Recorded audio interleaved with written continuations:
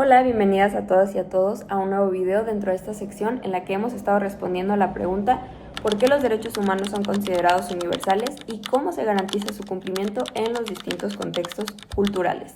Mi nombre es Valentina Macías, soy estudiante de Relaciones Internacionales de segundo semestre y en este video específico voy a hablar de datos numéricos con casos específicos, algunos principalmente de México, para ayudar a entender esta pregunta con una mayor profundidad desde datos concretos.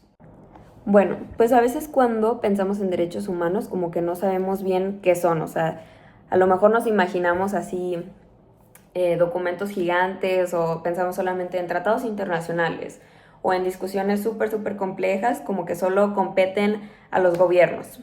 Pero en realidad, si queremos entender bien por qué los derechos humanos son considerados universales y cómo se aplican en los distintos contextos culturales, lo mejor es empezar con algo más simple, ver la vida cotidiana, lo que realmente vive la gente y lo que realmente necesita en esa cotidianidad. Y para eso los datos pues nos abren esta ventana de oportunidad enorme, no para únicamente centrarnos como en los números, sino para entender que aunque las culturas son muy diferentes, las necesidades humanas a veces son muy parecidas, las necesidades básicas, claro. Y cuando vemos los datos del INEGI del 2020 de SCINCE, por ejemplo, notamos algo muy interesante, que es que la mayor parte de la población en México vive en las zonas metropolitanas. Y esto significa que millones de personas están buscando lo mismo: servicios, transporte, agua, vivienda, oportunidades. Y si comparamos esto con otros países usando herramientas como Gapminder, encontramos patrones similares. Ciudades grandes, migraciones internas, concentración de trabajo y de servicios. Las formas de vivir cambian, pero las necesidades básicas muchas veces no. La esperanza de vida, por ejemplo, un indicador que aparece en Gapminder, muestra diferencias enormes entre países. Hay lugares donde la gente vive más de 80 años y otros donde apenas la gente supera los 60. Pero la necesidad que expresa ese indicador es universal. El derecho a la salud, el derecho a la vida, el derecho a que las condiciones permitan que una persona alcance su mayor potencial. Y no importa esto si estamos hablando de México, de Japón, de Kenia, de Corea. Y es justo esa coincidencia humana la que explica por qué los derechos humanos tienen que ser universales, porque todas las personas, sin importar su cultura, buscan vivir una vida digna, una vida justa. Es por eso también que si entramos a los datos del DNUE, del INEGI, vemos cuántas unidades económicas existen, cómo están distribuidas y qué sectores generan mucho más empleo. Y es fácil pensar que a lo mejor esto solo tiene que ver con la economía y es algo muy alejado de nosotros y de nuestra cotidianidad, pero detrás de todos estos datos hay una historia pues humana. Todas las personas necesitan un trabajo para vivir. Y no solo un trabajo, sino un trabajo digno, un trabajo seguro y un trabajo que genere un salario suficiente para tener esta vida digna. Y si cruzamos esto con los datos globales de Gapminder sobre ingreso per cápita, vemos que hay países donde la gente vive con ingresos altísimos y otros donde apenas alcanzan con lo necesario para sobrevivir el día. Pero la necesidad de contar con recursos para vivir dignamente es universal o debería de serlo en teoría. La cultura influye en la manera en que se trabaja, a lo mejor la cultura del trabajo, qué se produce o cómo se organiza la economía, pero el derecho a un nivel de vida adecuado es igual de importante para cualquier persona sin importar su contexto en cualquier parte del mundo. Y por eso los derechos económicos, sociales y culturales forman parte esencial de la universalidad de los derechos humanos. Y la seguridad no solo es un problema local. Si vemos la tasa de homicidios por cada 100.000 habitantes del SNIEG, podemos identificar zonas más seguras y zonas más peligrosas que otras. Pero esta experiencia no es exclusiva de México y no solo pasa aquí en nuestro país. Si comparamos tasas entre diferentes regiones del mundo, vemos que casi todos los países enfrentan sus propios desafíos relacionados con violencia, con crimen organizado o con conflictos internos. Y ahí también entra la idea de esta universalidad. No importa si una sociedad valora más a la familia, a la colectividad o a la tradición, el derecho a la vida y el derecho a la seguridad son fundamentales en todas partes y son la base mínima que cualquier ser humano necesita para poder ejercer sus otros derechos, que es lo que ya habíamos hablado antes, que todos están conectados y que todos deben de cumplirse al mismo tiempo.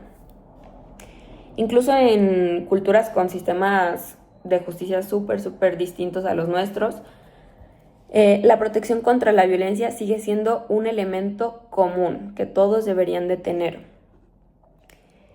¿Y qué pasa cuando estos derechos a lo mejor no se cumplen? También lo hablaremos más adelante.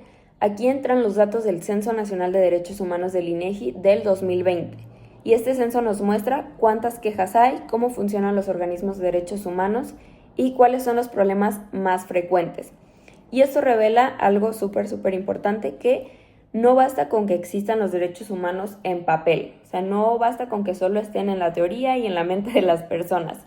Tiene que haber instituciones que protejan estos derechos humanos y mecanismos para denunciar a lo mejor su incumplimiento y sistemas que garanticen pues este cumplimiento. Y esto aplica en cualquier cultura. En países con tradiciones políticas diferentes, estos mecanismos pueden cambiar o pueden ser adaptados. Algunos tienen defensorías del pueblo, otros tribunales constitucionales, comisiones nacionales o a lo mejor redes comunitarias. Pero la idea es la misma: crear estructuras que permitan o que vigilen a estos derechos para que no se violen. Y es ahí donde la universalidad ya se ve en la práctica, porque aunque cada país decida adaptarlo a su manera o lo haga a su manera, todos buscan proteger algo en común, que es la dignidad humana. Y bueno, hablando de libertades y de democracia, ¿cómo se mide la protección de los derechos? Cuando analizamos el Índice de Derechos Humanos de Our World in Data y el BDEM, vemos algo pues muy impresionante. Países con culturas muy distintas pueden obtener puntajes similares en libertades civiles o participación democrática. Un país puede tener una tradición a lo mejor musulmana y otro una tradición secular europea, otro una mezcla indígena y mestiza, y aún así coinciden en ciertos niveles de libertad. Pero bueno, están pensando, ¿qué significa esto?